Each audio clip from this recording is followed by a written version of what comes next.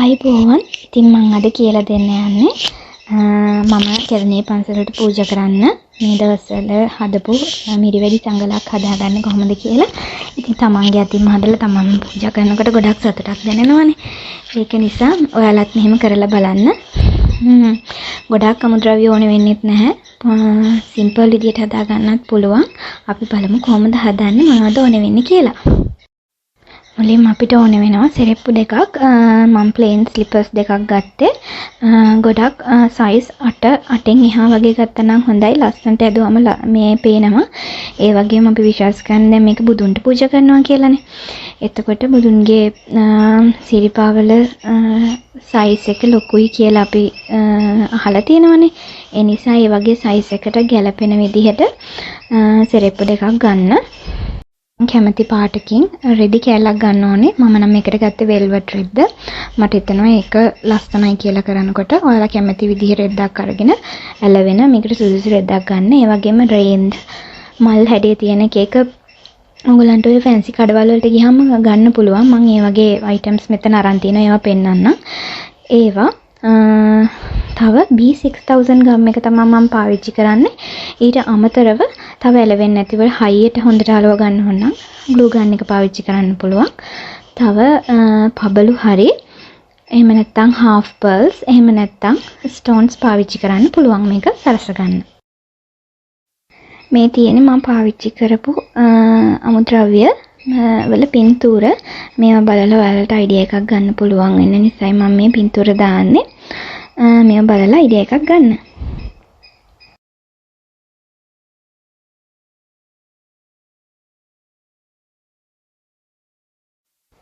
හරි, දැන් ඉතින් අපි හදමු. මම මේ වගේ සෙරෙප්පු දෙක ගත්තා මුලින්. මම හිතුවේ මේකේ පටිය වෙනම ගලවලා අරගෙන මේ වගේ වෙල්වෙට් රෙද්දෙන් පටියක් කපාගෙන මේක ඔතනවා කියලා. ඒකට මම ගොඩක් try කරා මේක ගලවන්න. ඒක ගලව ගන්න බැරි වුණා. ඒ නිසා මම මෙහෙම මේක සෙරෙප්පුවට තියලම මේ වගේ වෙල්වෙට් රෙද්දෙන් අඟල් භාගයක විතර පළල තියෙන විදිහට පටියක් කපලා B6000 ගම් එක ගගා මෙන්න මේ විදිහට අලව ගන්නවා. මේ පුළුවන් විදිහ කියන්නේ පුළුවන් තරම් නීට් එකට අලව ගන්න බලන්න කොන් හැම ඉස්සිලා නැති වෙන්න ගොඩක් තදට නීට්වට කරගන්න. මෙන්න මේ විදිහට ඔයාලට පේනවා ඇති. මම හිතනවා තේරෙන්නේ නැති කියලා. ඉදිරියටත් මේ විදිහටම කරගෙන යන්න. මෙන්න මෙහෙමයි කරන්නේ.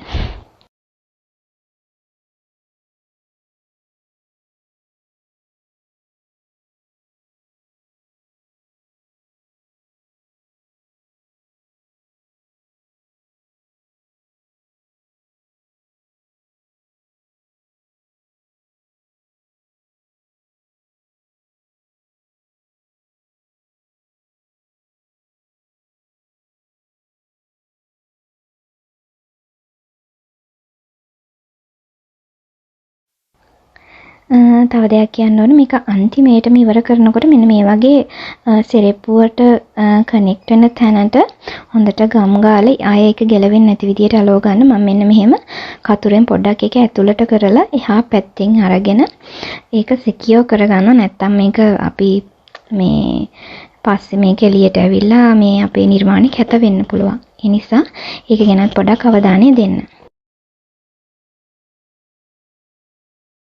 හරි, දැන් මම පටි දෙකම ඔතාගත්ත සෙරෙප්පු දෙකේම. එතකොට මෙන්න මේ විදිහට තමයි පේන්නේ.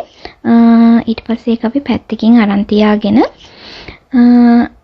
අඩියට සහ උඩට ඇලවෙන කොටස් ටික මෙන්න මේ විදිහට තියලා වටේ ඇඳගෙන මේකට අලව ගමු. මෙන්න මේ වගේ මම දැන් එක දකුණු සෙරෙප්පුව ගත්තා කියන්නකෝ.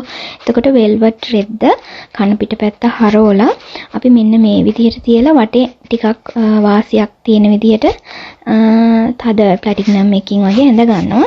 එතකොට ඔයාලට තේරෙන්න ඕනේ එක්කෝ එක දකුණු කකුලට හරියන විදිහට ටෙම්ප්ලේට් එක ඇඳගත්තා නම් ඒකේ දකුණු කකුලේ යට පැත්තට අලවන්න පුළුවන්. නැත්නම් වම් පැත්තේ කකුලේ උඩ හරියට එන විදිහට තමයි එලවෙන්නේ. මොකද කන පිට හැරවිලා එනකොට පැත්තවල වෙනස් වෙන නිසා. ඔයාලා ඒක මොලේ පාවිච්චි කරලා කරගන්න. මම අර මුලින්ම කිව්වා වගේ පටිය ගලවලා කරන්න පුළුවන් නම් ගොඩක් ලේසි.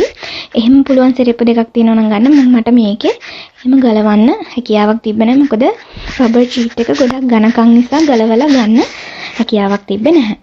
මෙන්න මෙහෙම තමයි කරගන්නේ.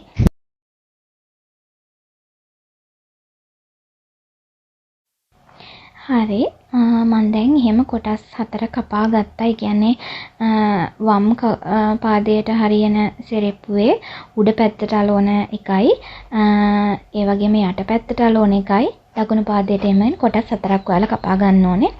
ඊට පස්සේ මෙන්න මෙහෙම B6000 ගම් හොඳට මේකේ ගාලා ඔයාලට මේක හොඳට ඇදිලා හිටින විදියට අලව ගන්න ඕනේ. මේක නීට්වට කරගන්න ඕගොල්ලෝ. මෙන්න මේ වගේ අර පටිය කකුල සෙට් වෙන තැන් වලට කැපුම් පාරවල් 3ක් දාලා හොඳට ඇදිලා හිටින විදිහට අලව ගන්න. මේක අර පටිය ගලවන එකක් කරනවා නම් ලේසි. මම කලින් කිව්වා වගේ. එමනම් පටිය ගලවලම ඔයාලට අලව ගන්න පුළුවන් නීට් වෙන්න. මෙන්න මැදින් කැපුම් පාරවල් දාන්න ඕනේ. මෙන්න මේ විදිහට අලව ගන්න හොඳට ඇදලා.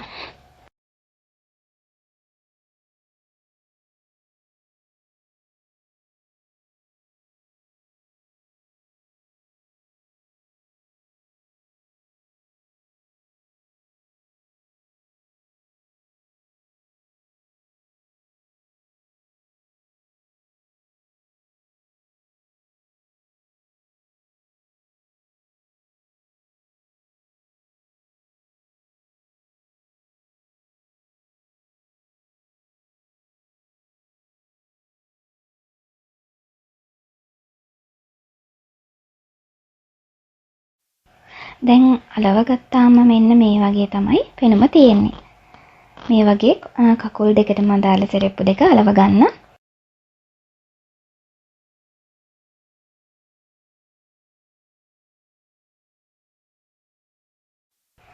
හරි දැන් තියෙන්නේ මේ වගේ අලව ගත්ත කොටස් අපිට ෆිනිෂ් කරගන්න. ඒ කියන්නේ අපි නීට් නැති තැන් වැහෙන විදියට අපේ ලස්සන හැකියාවන් යොදාගෙන ක්‍රියේටිව් මයින්ඩ් එකේ යොදාගෙන මේක සරස ගන්න තියෙන්නේ. මම ඉතින් මෙන්න මේ වගේ මම මෙරුන් පාට ගත්ත නිසා මෙරුන් ගෝල්ඩ් වලිනුයි මෙරුන් වලින් සිල්වර් වලිනුයි හැම එකෙන්ම කලවම් වෙලා යන විදියට ආට් එක කරන නිසා මෙන්න මේ වගේ රේන් දෙකුත් ගත්තා. මට මතක නැහැ මේකේ ආරයක් 280ක් වගේ ගණනක්ද කොහෙද උනේ. මම සෙරෙප්පුවේ දිග පළල බලලා මේ ඒකට ගැලපෙන විදිහට රේන් දෙයක් ගත්තා. ඉතින් ඒක මේ සෙරෙප්පුවේ වාටියට අපි මෙන්න මේ වගේ අලව ගන්නවා.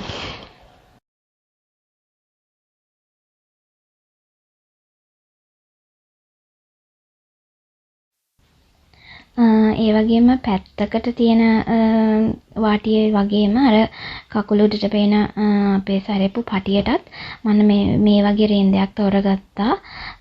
ඒකේ නම් පබලුත් එක්ක මෙන්න මේ වගේ රත්තරන් එකක් පාවිච්චි කරේ.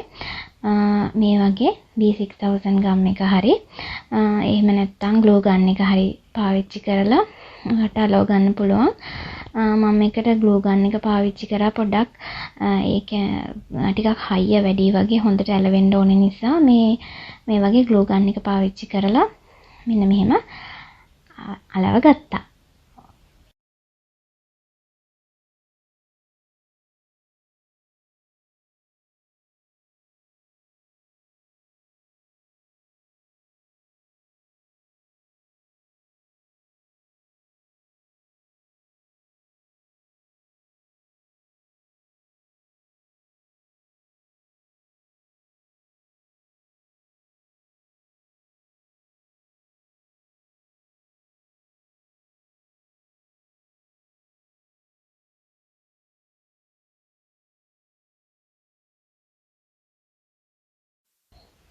ඒක අලවල ඉවර වෙලා මැද සරස ගන්න මම මෙන්න මේ වගේ ඒ කඩේම තිබුණා මේ වගේ ලස්සන එක්කෝ මල් හැඩේ තමන් කැමති එක එක හැඩේ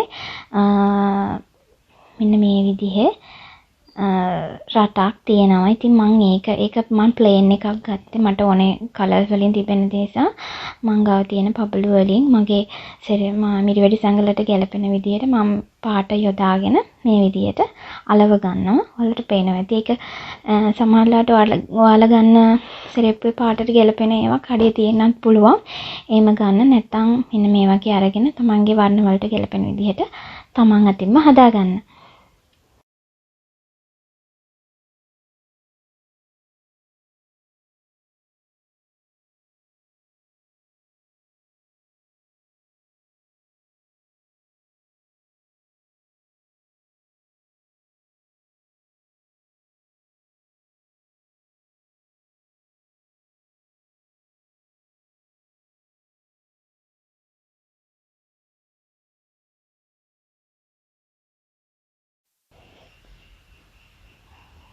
හරි මම මේ වගේ කොටස් දෙකක් තමයි පාවිච්චි කරන්නේ. ඉතින් මේ වගේ දෙකම අලවල ඉවර කරගත්තා. ඊට පස්සේ මම මෙන්න මේ සෙරෙප්පුවේ මෙන්න මේ කොටසට තමයි ඒ හදාගත්ත කොටස් දෙක එකතු කරලා මෙන්න මේ විදියට අලව ගන්නෙ. මම ඒ අතරේ මේ ඇඟිලි කරු වෙන තැනටත් මෙන්න මේ වගේ half pearls වගේක් තිබ්බ වතුර බින්දුව හැඩේ මම මේ විදියට රටාවක් දාගන්නවා. එතන අර කරු වෙන තැන මූටුව වගේ පේනවනේ නැත්තම් ඒ වගේ කැත තැන් වැහෙන විදියට ඒ කියන්නේ මේක ෆිනිෂින් එකක් විදියට හිතා ගන්න ලස්සනත් කරන්න ඕනේ අපිට ඒක කැත වැහෙන විදියට සෙරෙප්පුවත් ලස්සන වෙන විදියට අපි හිතලා හදාගමු. මේක ඔයගොල්ලන්ගේ නිර්මාණාත්මක හැකියාව මත තීරණය වෙන දෙයක්. ඉතින් මෙන්න මේ විදිහට තමයි අලවගෙන ගියේ.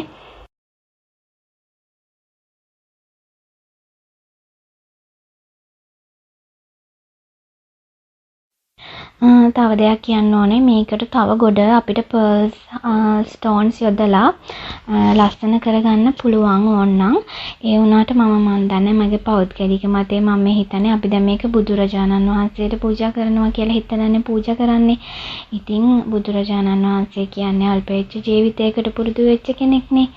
ඉතින් මං හිතනවා අර ඕනෙමට වඩා සරසගත්ත දෙයක් පූජා කරනට වඩා අර නෝමලි කියන්නේ අපි මේක ඇත්තටම පාවිච්චි කරනවා නම් මේ වගේ පර්ස් ගොඩක් මැදට ඇලවිලා තියෙනකොට ඒක ශ්‍රීපාද වලට මට හිතෙනවා හිරිහැරයක් වෙන නැති කියලා මගේ පෞද්ගලික මතයක්. ඕගොල්ලන්ගේ කැමැත්ත අනුව ලස්සනට කරගන්න මං වැඩිපුරම පර්ස් අලවලා ගොඩක් මේක සරස ගන්න ගියෙත් නැහැ. අර කාරණාව නිසා ඒක තමන් කැමති විදියට හිතලා කරගන්න.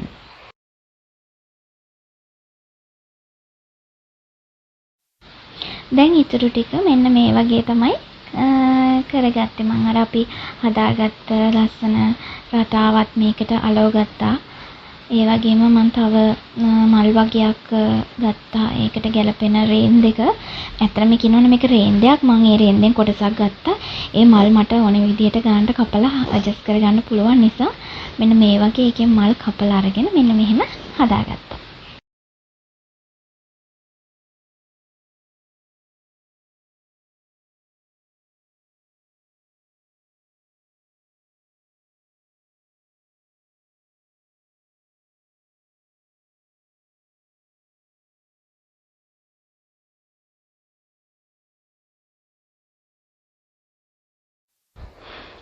මේ තියෙන්නේ අපේ අවසන් හිමාව.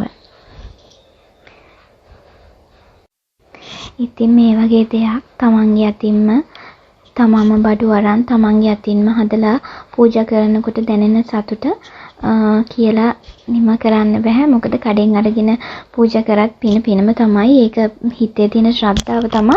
ඒනට තමන් අතින්ම කරලා තවත් ශ්‍රද්ධාව වැඩි වෙනවා වගේ හැඟීමක් මට තියෙනවා. ඉතින් ඕගොල්ලොත් ඕගොල්ලන්ගේ අතින්ම කරලා මේ වගේ පූජා කරලා බලන්න. මම අන්තිමට පූජා කරපු වීඩියෝ එකත් ඔයාලට පේන්න දාන්නම්.